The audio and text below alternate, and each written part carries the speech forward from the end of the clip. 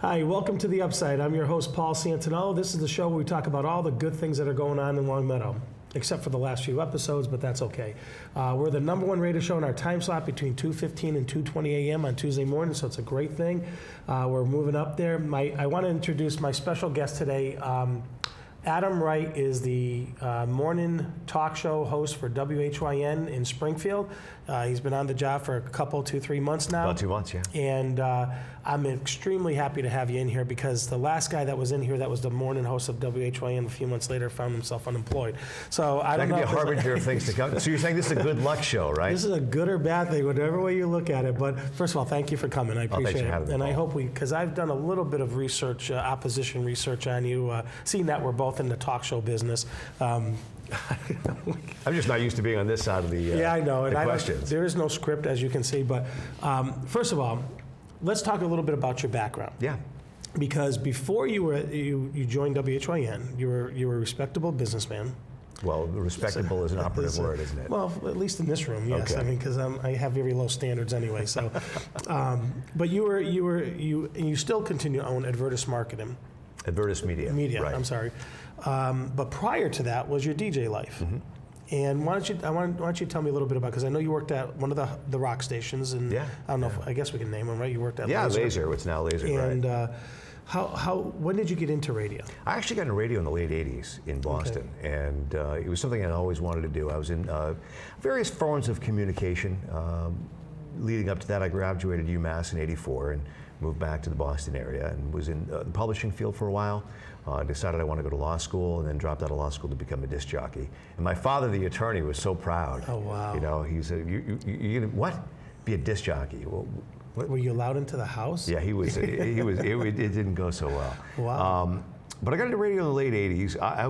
There was never a time in my life, Paul, that I didn't want to be in radio. And it was one of those things where I was really shy and I didn't know how to approach the industry.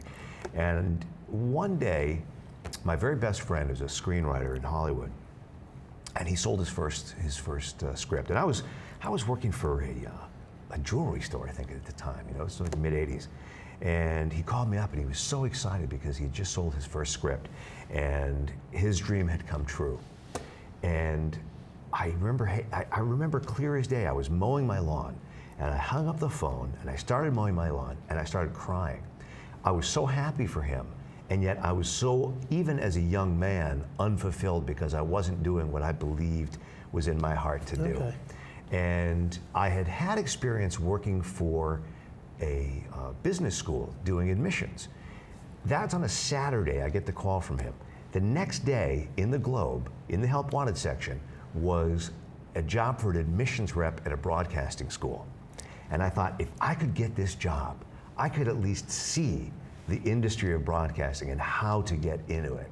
And that's what happened. And I worked at this broadcasting school, met a lot of great people who took me under their wing and taught me some of the basics of how to do it, and sent out my first tape, got a gig, drove 2 hours each way to Maine every day. Did you really? To Wow. work. And then very luckily, my tape made it to WVBF in Boston. And within literally 6 weeks of never having been on the air, I was in the top 10 market in the country. Wow. Yeah, it was a really exciting time. Now, what hours did you have when you first started working? I was doing weekends, actually. Okay. Yeah, so during the day and the weekends, and then at VBF I was doing overnights, and it was a phenomenal opportunity that a lot of folks don't have now in broadcasting. Yeah. Because of consolidation. There's been such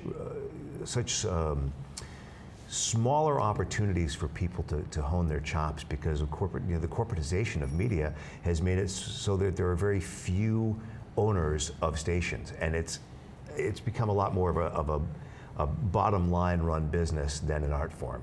So where before a guy like me could start out doing overnights or start out on the weekends, now it's all with computers, it's voice tracked. Right. So you just don't have that opportunity to do live radio and really learn how to do it. And the only way to learn how to do it is to actually be on the air and be really bad for a long time. That's sort of how it started.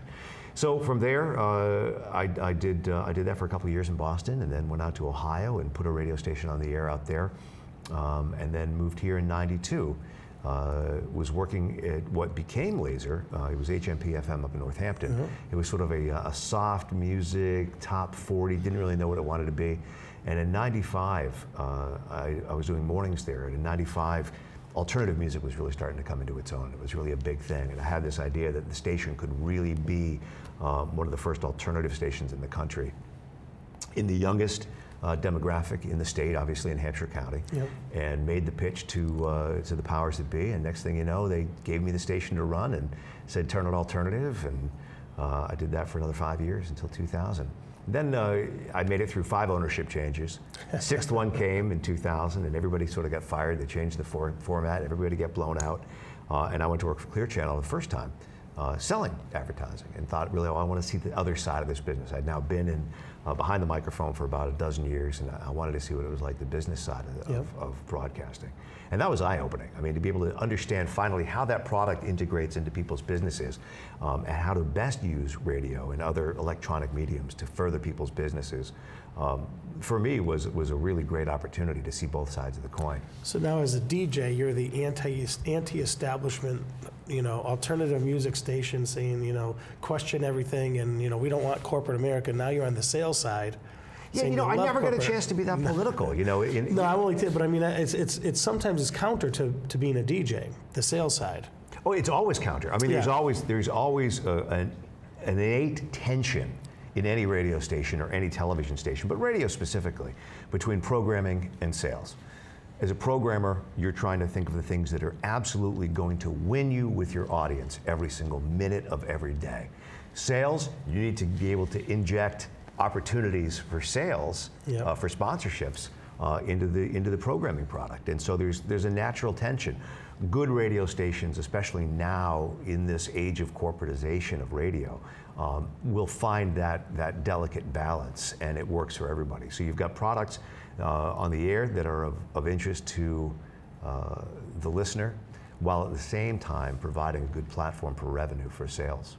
And so for me, being able to see that side, now having been on the sales side, and from there, actually, I left radio for a while. I went to be the marketing manager at Six Flags, and then Clear Channel kind of made one of those offers I couldn't refuse, to come back and be the director of marketing for their 4-station cluster. And I did that for another year and a half, and then started the agency. Did you bring in that bald little guy that did the crazy dancing? No, that was right after me. That was right after, Mr. Six was right after I left. It was funny because they brought me into Six Flags to produce concerts and to bring concerts back to Six Flags in the early part of the 2000s. I used to be able to hear him from my street I bet here you in the could. middle. Oh yeah, Boys to Men was one of the, could actually hear them singing the words from on Edgewood Avenue, and yeah. It was a great time. I enjoyed working at the park. It wasn't very conducive for a good marriage because the hours were just incredibly difficult.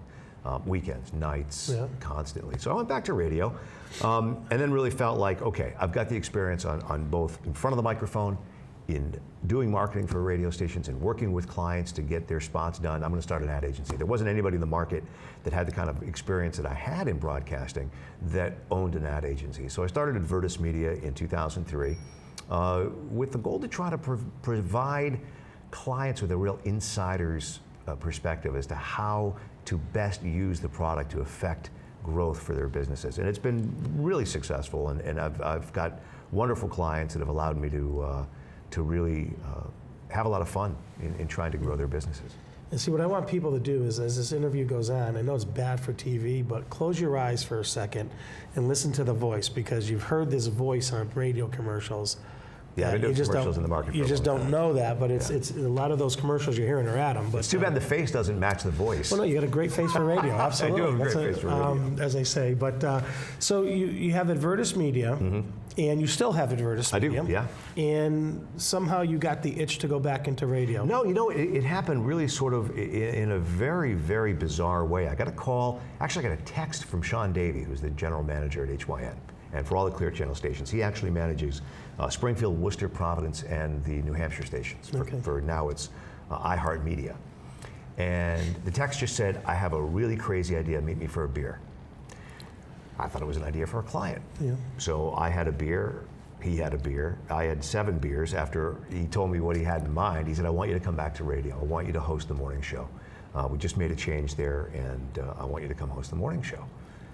And I was just floored. I'm like, host what morning show? He said, the HYN morning show. I said, Sean, I haven't been on the air in 14 years. I don't know if I could. You can do this. I'm not talking to anybody else. You do the show. So, we talked a little bit about it, and we talked about what each of our visions would be for the show, and we found out to have pretty much the exact same vision for what we would want the show to be. And so after a little bit of negotiation and trying to figure out a way to make it work so that I could still keep focus on my other clients, we went ahead and launched the Adam Wright Show on August 25th. Yep. And now you go into a market, and without rankings of where stations are, obviously there's a lot of stations in the market, but only some that rank in 1, 2, 3, and so forth. Right. What are the challenges in taking over? Because when I did, when Brad was here, we were talking about that. How do you transform that show or station to now get people to listen to you? You haven't been on the radio in 14 years. Right. You went from alternative rock station type of thing to I've never done a local talk show. talk. I've never done a talk show. What were your challenges that you saw going into it? Well, I think it was all about trying to find a good balance for not just my own personality and how to communicate elements of my personality that would be interesting to people, but I think also in trying to find a way to make the show a little more current, define the demographic. If you look at the demographics of WHYN, especially that morning show, it was a very old audience. It had been, in place for a long time. I think the guy that last had the show before me was there for about 10 years. The perspective that we bring on the particular topics that we're discussing, I think, is different, but also the types of topics that they were discussing up until a couple months ago were very, very different. And I came in and said, look, for this show to grow, for this station to grow, we have got to change our audience structure. And without a doubt, Paul, that is it's a huge undertaking. It doesn't happen overnight. But the goal for me now is to attract men who are primarily our age, 45 to 60, who are interested in the same things that you and I are interested in. TV, movies, sports, girls, drinking, all the stuff that guys like to do. Those were the last two you mentioned. Politics. But okay, yes. And so that's what the show is. The show is probably 50% lifestyle, movies, music, things that are happening, things that are relevant, and then maybe 25% politics and about 25% community issues and charitable events. I really believe that radio is still a phenomenal medium for the community to come together. So not just to have our listeners' voices heard, but to also really be engaged in what's happening in the community and present that to the public. Where else can you get that? So to answer your original question, it's always a challenge when you're doing something new. Growth is not easy. It doesn't come quickly. But I think over time, we will attract a new audience that is interested in the direction we're going to take the show. And with the changes, you mentioned, about how radio has changed, and you went through your 6th ownership in a year's time. How does that affect the ability? Because I believe radio is far more effective, and I watch very little TV, and when I watch it, I watch for a specific show that I want. Radio, though, is you live with it in your car, you live with it at work. It becomes more family, or you're the extended family when you're listening to the Adam Wright Show. I know you guys, even though I don't know you. Even if I didn't know you, I know you, right? But the competition for you now isn't just other radio stations; it's the internet. I mean, Boston Herald has an internet radio station and things like that. So, how do you reach out to the audience that you're trying to grab? Yeah, I mean, I think that has actually become a very positive thing about radio. Look, to get to your original point, radio is an enormously personal medium. It's probably the most personal medium out there because, as you said, it's in your car, it's in your office, it's in your home. You can take radio into the shower, right? So, I mean, radio goes with you everywhere. And by extension, the personalities that are on a radio station. I think with the advent of the internet, we have not, surprisingly, we haven't seen a real dramatic decrease in terrestrial radio listenership in Springfield at all since the advent of the internet. In fact, I see the internet as a great extension. I'll tell you, I was talking to somebody when I was thinking about taking this job, and they said, well, why would you go on an AM radio station? Well, aside from the fact that I think AM is probably more relevant than FM. You can get music anywhere. Where else can you get local news on the radio? You can only get it on AM. I mean, real, true local news. So to me, in the war between AM and FM and the internet, I think AM wins because it's providing, there's a unique characteristic to AM radio that neither of those other mediums can provide. Given the fact that we have the internet, to me what that means is it gives more people the opportunity to experience what we're doing here in Springfield. We get calls from all over the state, in fact all over the country sometimes, with people who find us online or friends of ours that live in other parts of the country. So it just gives you a much broader platform. I don't see it as competition. I think of it as being more of an opportunity. Okay.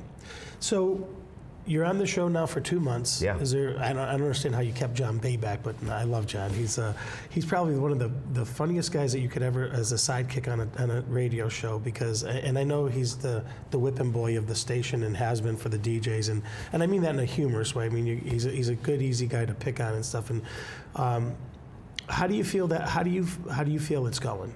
I think it's the feedback we're getting is great. I mean, you're always your own worst critic.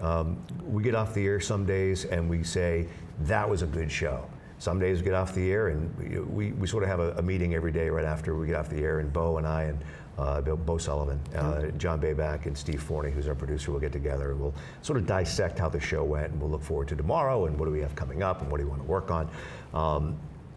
And sometimes we'll get off the air and go, boy, that was just awful. You know, that we can do better than this.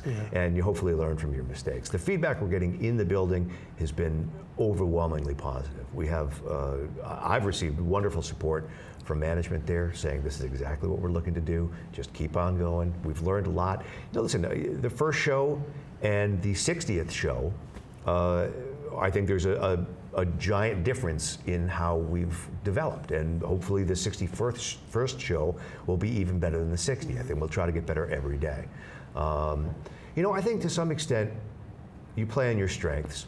I think John Bayback is a phenomenal strength. He is literally the only full-time radio newsman left in Western Mass. And that is something to be celebrated. And he takes it seriously. He takes it Very seriously because yeah. he understands the responsibility that he has to provide a significant amount of news and to do it hopefully in an entertaining way. You know, I think there was, with the last host, there was a lot more tension with John. I don't think it was all necessarily in good fun. I think that there were some issues, you know, where it got a little contentious at times. I want to celebrate John Bayback. I want to, you know, have fun with John. And as you said, John's a very funny guy, very quick wit, and really a joy to work with. But I think that we need to celebrate John and his abilities and what he brings to the table. Easy to pick on too. Well, he's just he's a good sport. Yeah, no, in a very good way. He's a good sport. And he gives it as well as he gets. Absolutely, and that's what I like about him, is that he's not a wallflower. That's for sure. One of the things I want to say to you, because it is the season, we're in political season. Yeah, the right silly now. season is as we call it. And I got to tell you, I mean, some races have surprised me that they haven't become silly, and other races have become silly that I didn't think would. But one of the things I do want to commend you on is that you've actually done research before these folks come in. And sometimes I think when people go into an interview like that, or debate, whatever the format is, I think a lot of times they might think that this is going to be the easy path. You know, I got my talking points. And I've listened to you, and they might have their talking points, but you still ask them questions and you want answers.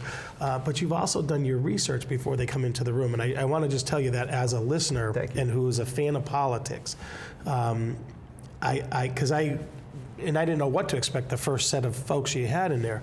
But I could definitely tell when you're presenting something to someone that you've actually done the research before they came in. It wasn't just a talking point that you're picking up on and going with. And I just, like I said, I want to commend you on that, because I think that's a service to the community, as opposed to just letting politicians get their talking points across. Asking them questions and asking them to explain themselves is a service to the voters.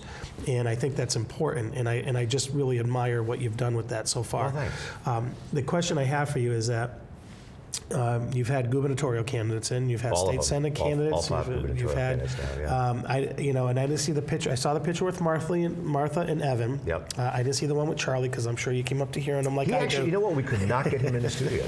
Oh, you did on phone. We could not get him to come in. And what do you think in the races statewide? And you know, the quietest race that's out there right now is the Register of Probate. Yeah.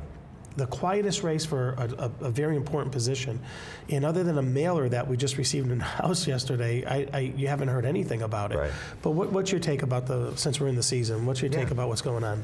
Well, you know, I think, you know, I said to Scott Lively today, he came in studio, and Scott is somebody who, Dr. Lively, politically, there aren't very many issues I agree with his philosophy. Socially, there aren't many issues that I agree with his philosophy. I am so happy a guy like Scott Lively can make it onto the ballot. Same with Evan Falchuk, same with Jeff McCormick. You know, having 3 independents running is really good for the electorate. And one of the things that I think is so important about the show that I'm trying to do is that the average voter doesn't have the ability to ask the right questions of or ask any questions of the candidate. One of my favorite interviewers of all time was Sam Donaldson. And Sam used to take a lot of guff for what was perceived his wailing on Ronald Reagan and asking him difficult questions. And Donaldson in his book, if you ever have a chance to read his autobiography, it's very, very good. And he said, look, I'm a Republican. I will probably vote for Ronald Reagan. But who else will have the opportunity to ask him the tough questions? Right. And so I think we're doing a disservice to our audience if we're not able to really ask the questions that hopefully our audience is wondering. I'm by nature kind of a curious guy. And you know, with my agency business, I have the privilege oftentimes of working with candidates. And I know a little bit about what happens behind the scenes. So hopefully I can take that experience and use it in order to formulate a line of questions that will get insight into what the candidate's about and what they're thinking.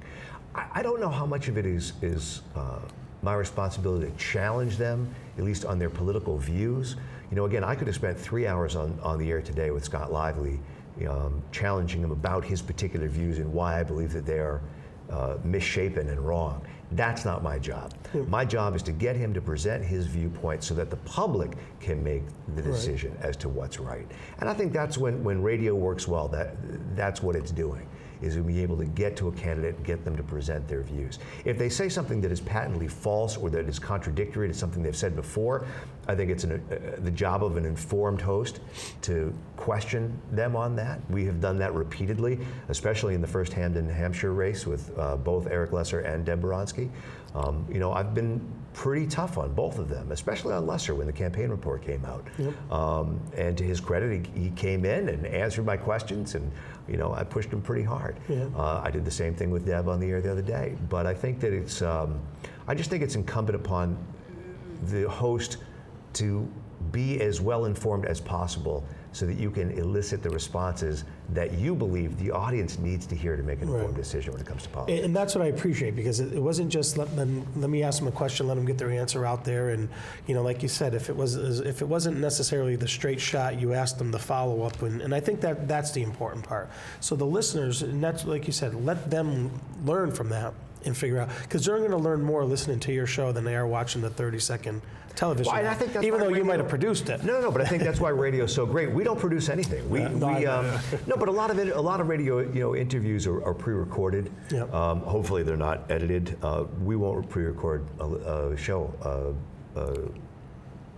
interview on my show. I mean, it's important to have that live opportunity to talk to a How do you candidate. handle the difference between someone like Charlie Baker being on the phone and Evan Falchuk or Martha Coakley in the studio? How's that more or less challenging for you? You know, it's so much easier to have somebody in front of you. I mean, there's obviously all the nonverbal cues that go on, and so it's easier to have a meaningful dialogue with somebody when they're sitting in front of you. I noticed the difference even in how the candidate will respond to you being on the phone or being live. For example, I interviewed Martha Coakley for the first time maybe 3 or 4 weeks ago. I thought it was a terrible interview, not because the interview didn't go well, but she came off as the consummate politician. She ducked around a lot of the questions. I just couldn't get a straight answer out of her. When she came in on Friday, maybe it was because the new polling numbers came out and she realized she's got to be a little more forthcoming, but it was a whole different Martha Coakley. When somebody is sitting in front of you, they're all of a sudden it's a person. It's not a bodiless voice disembodied voice on the telephone. And I think for them, it's the same with the interviewer. It's a lot easier to have a personal connection with somebody if you're being interviewed sitting across from them than it is on the phone. Yeah. So whenever possible, I think it's great to be able to. And you don't know. I mean, they could be distracted on the phone, signing someone's check or something like that. Yeah, you never know. You know, the kids, like my dog's biting at my hands, feet or something. Well, the other day I had Mayor Sarno on the other day, and he comes on quite regularly, and there was all this noise in the background. I'm like, what is going on? Oh, my daughter's making breakfast. I said, put the pancakes down. Let's have a conversation about something in Springfield.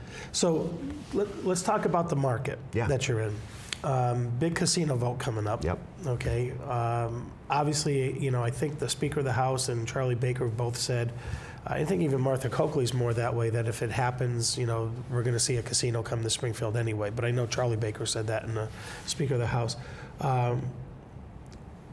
In this market, what are your feelings about the, and I don't, if you don't want to talk about that and jeopardize anything, let me know, but what are your feelings about the casino in Springfield? I am dead set against the casino in Springfield. I really am. I have no problem conceptually with gaming. I'm sort of a libertarian. I think if it's legal, you have a right to do it. Who am I to tell you can't go spend your money in a casino? It's not how I choose to spend my money, but it's not for religious reasons or any other reasons. It's just not enjoyable to me. I have too much of a type A personality, and I get in front of that machine and those whizzing lights, and I keep thinking, I'm going to win this time. I could easily become an addicted gambler. That's just my personality type. So I tend to not go gambling.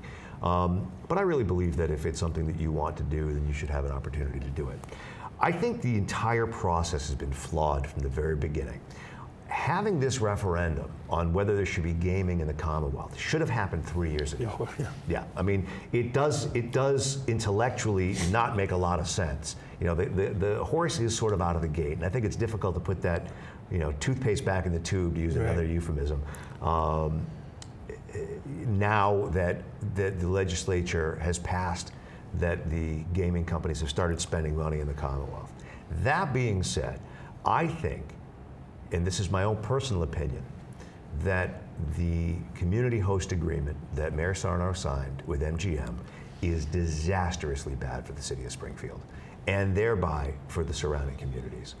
And so I hope that we are able to repeal this casino legislation, not because I don't want people to have an opportunity to gamble, but because I think that this will have long-lasting disastrous effects for our community for decades to come. I think it's short money, short jobs for a lot of long-term pain. Okay, and I agree with you. And I think that's, the issue is you want to go gamble, go knock your socks off, doesn't bother me. And but I just think it's bad. I think it's not the right place, it's not the right time, it's not the right, 20 years ago we didn't want it. Supposedly, as a community, and that was the time to have it, maybe, but okay. But you can look at a couple of different factors here. I mean, first of all, the community host agreement in itself, I think, is a mistake. They gave away the store. MGM got the greatest deal in the history of casino deals.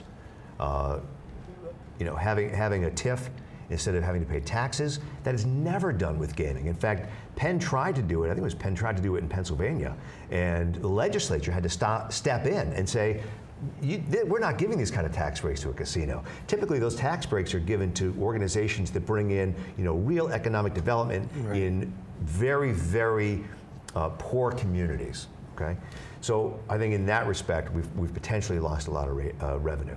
The surrounding agreements, the mitigation agreements with the surrounding towns, $500,000 is all that was allowed for all the towns. What's the deal with Longmeadow? How much money is Longmeadow getting out of this? Total. Oh, total, I think $4.5 million or so. $4.5 million.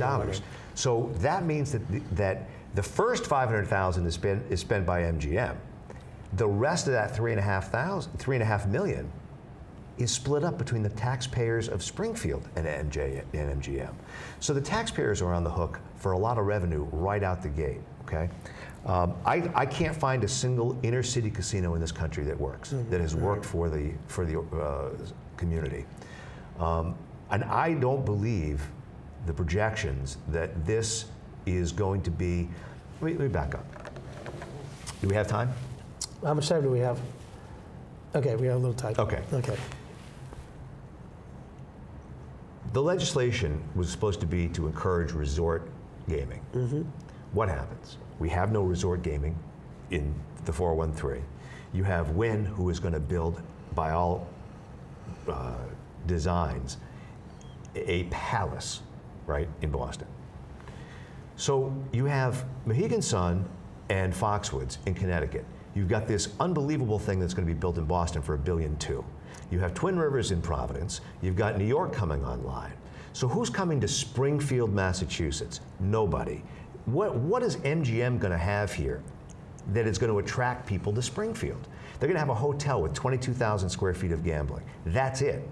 22,000 square feet. That's the size of their gambling floor. Why would anybody come to Springfield? People aren't coming now for the Hall of Fame. They're not coming now to spend any more than a few hours at Six Flags. So all the revenue that they derive for that casino is going to come out of the 413. Well, we haven't seen the economic revitalization that other parts of the state have seen. So what happens is you have the money that people would spend normally going out to visit the mom and pop restaurants in their towns, maybe now they're going to spend that in the casino because they have limited resources. Maybe they're going out one night a week.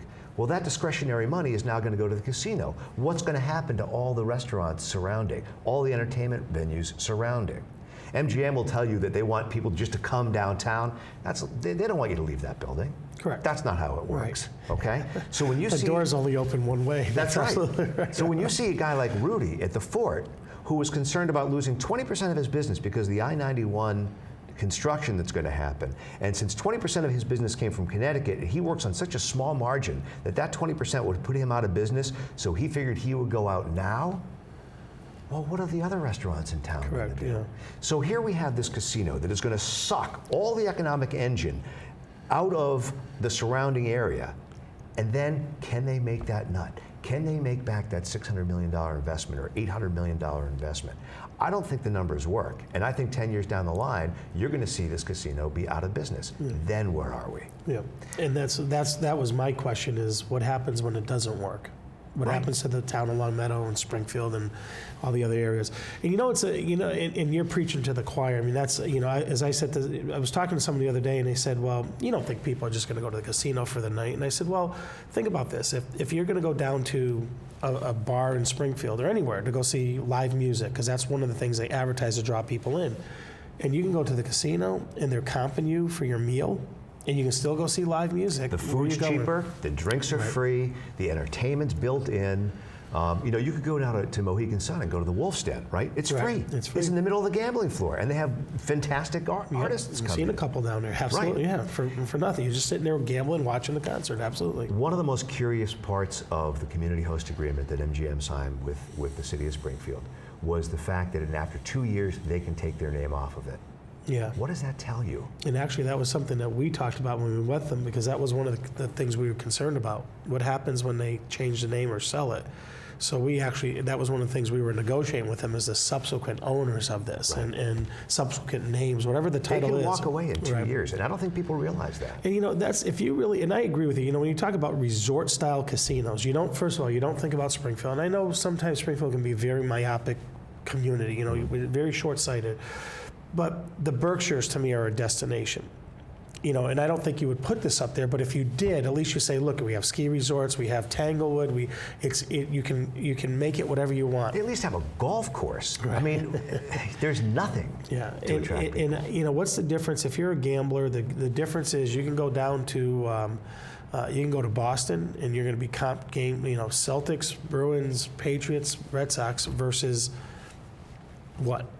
Well, one of the big things they wanted to attract was they wanted to attract people from out of state. Right. If you're coming from out of state and you have a chance to go to a world-class city like Boston, this is no knock on Springfield, but you could go to a world-class city like Boston, and you're right, you can partake in the Celtics or the Bruins, you could go down to Gillette Stadium, you could go to the museums. I mean, do we have those here? We do, but they're not the same level of attraction that you would find in a city like Boston.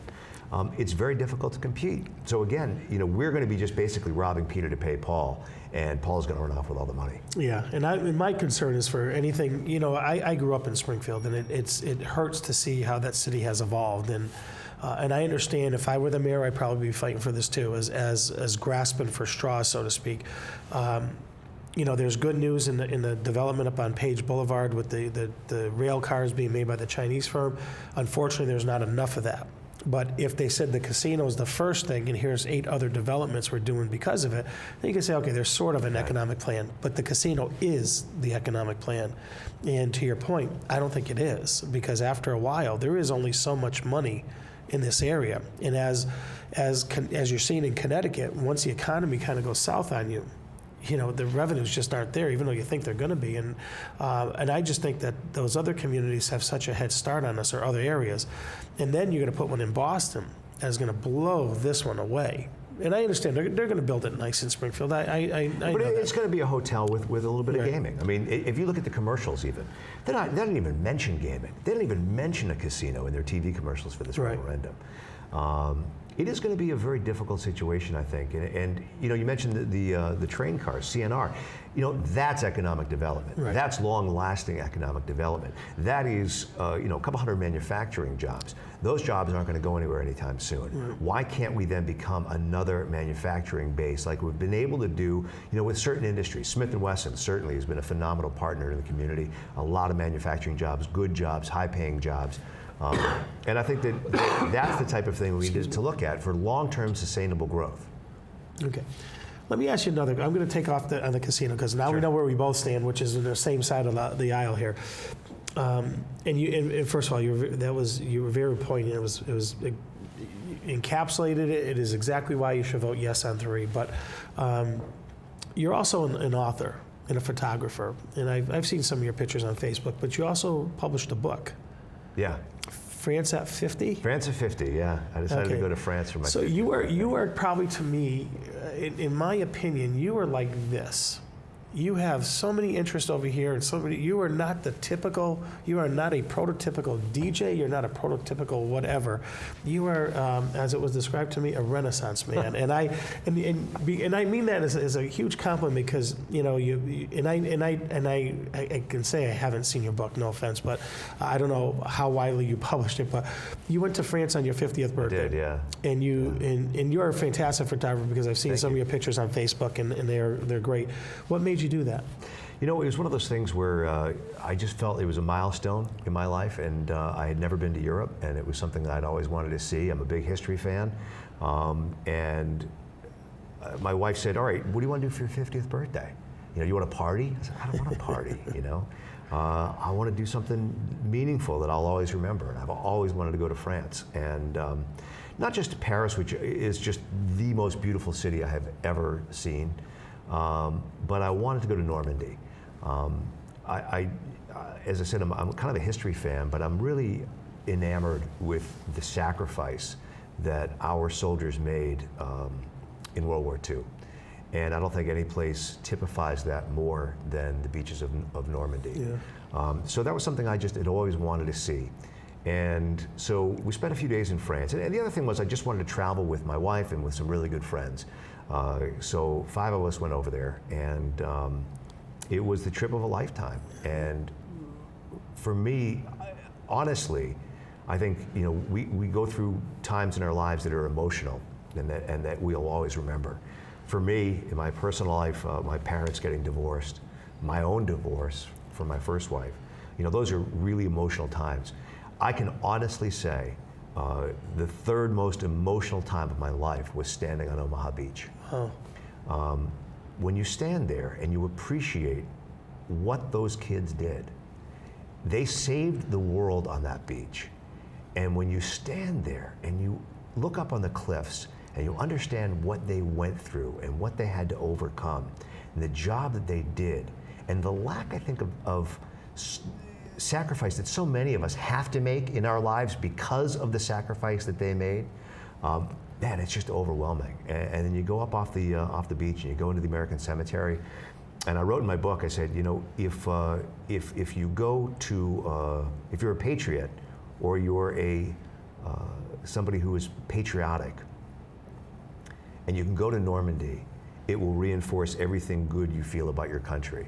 And if you're not patriotic and you go to Normandy and it doesn't, then you should just stay there and don't come home. Yeah, excellent. It's an amazing place. It's amazing. Whenever you watch, and I'm a big history buff too, and my son and I love to watch the History Channel, and you always see these, the D-Day invasion, and they're showing you the war footage, and you know, and you see movies like Saving Private Ryan, and there's other older movies about it as well. And you know, you sit there, because first of all, if that was me, I'd be probably swimming back the other way. Me too. Me too.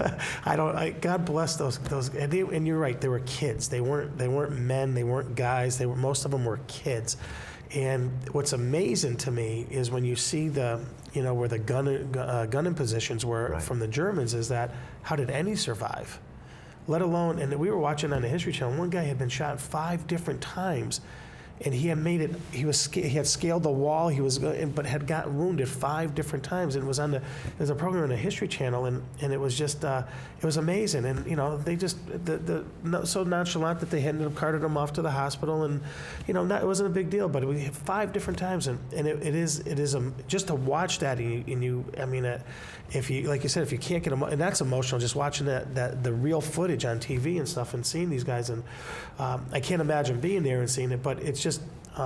Like I said, I can't imagine that any survived, and they did, and it's just amazing to me. Because I always thought, I said, well, you know, why didn't they bomb it more? And they did all that. Sometimes they missed, and they didn't hit the gun positions, and those poor guys coming off of it. I mean, like I said, I don't know how any survived, and I can't even imagine what it looked like that day. Well, when you see it in person, it's even more striking. Yeah. And you know, you talk about getting emotional. I mean, I stood on that beach, and I couldn't stop crying.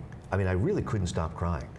And I sort of pulled myself together, and my friend and I came off the beach. We walked back up the embankment where my wife and our other friends were, and we went into the cemetery. And I'm sort of pulling myself together, and then I'm doing my photography, and I'm going and looking at some of the gravestones. It's an amazing sight to see, 50,000 white crosses, you know, it's just incredible.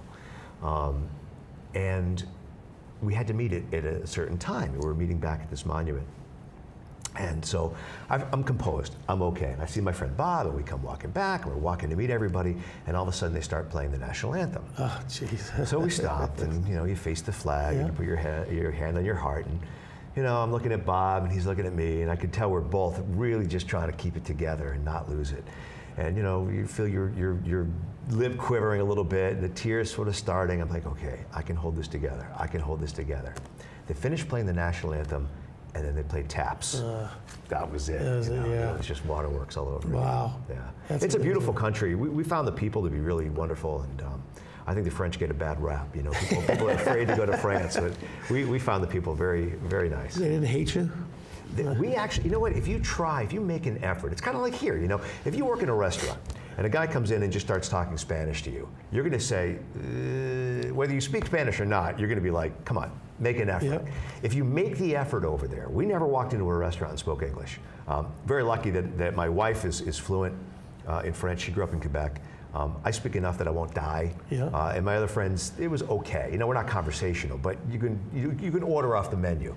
If you at least make the effort, that's all they care about. Then they're so excited you're from America. A, because you got money. Yeah. B, because they want to go to America. They want to know what it's like. They watch it on TV. We found the French people to be just fantastic. Yeah. Yeah, excellent. You're a muscle car guy. I am a car guy, yeah. Muscle car guy. Now, there's also something and again, if you don't want to talk about it, you just let me know, because we're live, we're not live, but Live to tape. Live to tape. It's amazing. But your great grandfather. Oh, you've been talking to people. Yeah. Yeah. Last name's Monasson. Monasson. Okay. Tell me about him. My great-grandfather on my mother's side, my maternal great-grandfather, was a really interesting guy. He was a guy who emigrated from Russia when he was pretty much a kid. His father was murdered. He owned, I guess now you'd call it well, he was like a money lender. You know, he owned one of those pay. Check cashing stores, right? And he was murdered by a drunk patron. So my great-great-grandmother took her kids, and they got on a boat, and they came and settled in Boston, like a lot of Russian Jews did at the time. And my grandfather got involved in working in the garment industry, my great-grandfather, and became very involved in the labor movement in the 20s, and worked his way up, and then bought a factory and owned a factory. He made men's raincoats in Kenmore Square in Boston. Great Dane Manufacturing. And one of the things that was a pivotal moment in his life, his brother David had one of the first camera stores in Boston. And so my great-grandfather Fred had a color home movie camera, one of the first ones that was ever made. And this is going back into the late 30s, early 40s. He went over to Germany in 1945 and started capturing on film the aftermath of the war, and went to the concentration camps, and then followed the Jews in the Exodus when they tried to go to Palestine. The British turned them away, brought them to Cyprus, to the concentration camps there. So they went from one concentration camp to another, internment camp. It wasn't a concentration camp, but it was still not a very pleasant life. And he captured all this on film. And it had a profound effect on his life. And he, though was not a religious man, became a fervent Zionist and made it his life's mission to help establish the state of Israel. And went back to the States and started working with a lot of the garment manufacturers in New York and in Boston who were Jews to raise money to support the fight for independence in Palestine. And was, as I said, it made it his life's work. And there's a lot of great stories in our family about how they used to. There was a network of these manufacturers. One owned a trucking company, one owned a crating company, one made the garments. And at the Cosmopolitan Manufacturing Company in Kenmore Square, on Beacon Street in Kenmore Square, a stone's throw away from Fenway Park, they would smuggle machine guns in crates of raincoats and send them to Palestine. Wow. And they had this whole network, and that's how they fought for independence in Israel.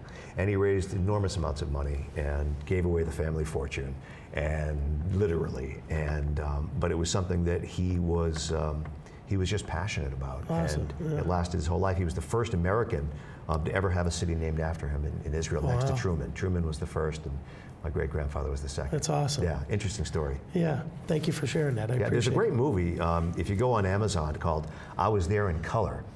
This guy in Israel got a hold of all my grandfather's films and put it together in a documentary that really outlined his life, but also the birth of Israel.